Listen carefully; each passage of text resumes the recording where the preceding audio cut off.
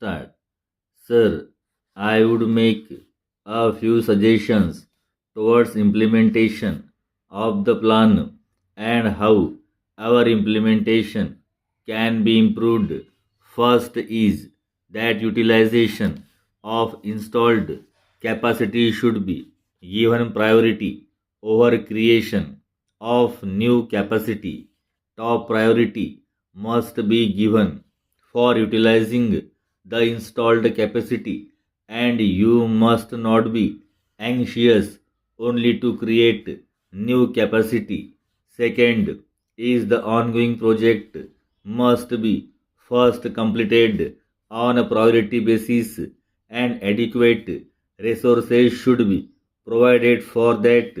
It is no use having too many projects and spreading our resources too thinly so that none of them is completed and we do not get any production. The third is top priority should be given to power generation because many of our industrial projects and undertakings today linger on because of power shortage para.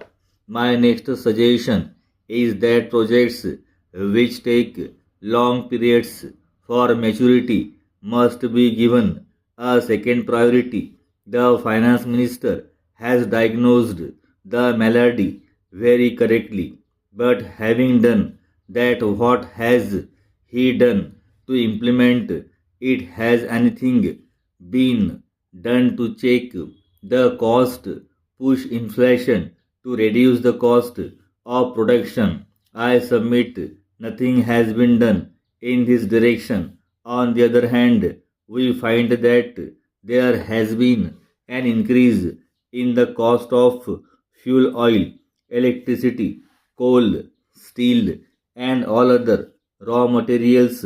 There has been an increase in the cost of transport, both rail and road.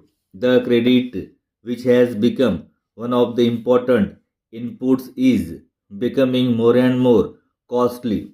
Even in this budget, they have made it more costly. This shows that even though we recognize the malady, we have done nothing and we are doing nothing to remedy it.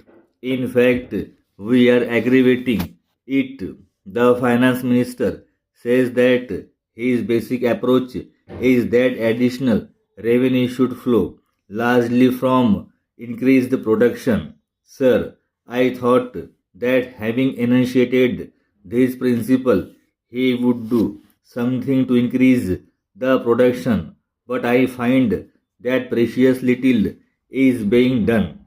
I would make a suggestion if the finance minister had announced an excise concession only on additional production as compared to a base year, that would have yielded more production and more revenue, and in no way would it have affected the government's revenue.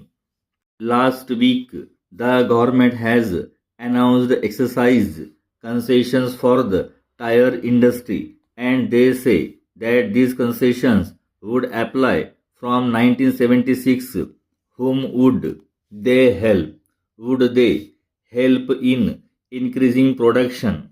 Now, I do not understand it. There may be other reasons for that, but at least for increasing production, there is no need to give concessions retrospectively. Para. Now, sir, I want to give my particular congratulations to the finance minister for a very necessary amendment he has agreed to, and that relates to the amendment of the Estate Duty Act. This is a very good and much needed reform because in many big towns and even small places, the price of land, flats, and buildings has gone up considerably